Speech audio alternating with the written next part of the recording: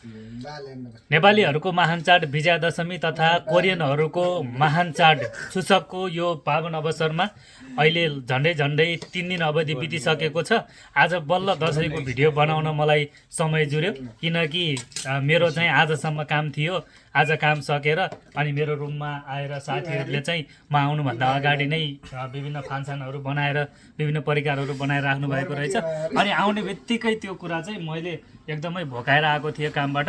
अनि साथीहरूलाई म धन्यवाद पनि व्यक्त गर्न चाहन्छु। म कामबाट आउँदाखेरि एकदमै परिकारहरू बनाएर यहाँ टन्न राख्नु भएको रहेछ। आउने बित्तिकै झ्यामझ्याम खाइयो अनि भिडियो चाहिँ अलि ढिलो बनाइयो, त्यसैले भाँडाहरू पनि आधाउधी कोही रित्तिसकेका छन्, यतातिर कोही हाफमा छन्, अनि यतातिर साथीहरू पनि कोही हाफ कोही फुल भइसक्नु भएको छ। अनि यतातिर म पनि हाफ छु अनि यतातिर साथीहरू पनि कोही फुल भइसक्नु भएको छ, कोही हाफ हुनुहुन्छ, यस्तै छ।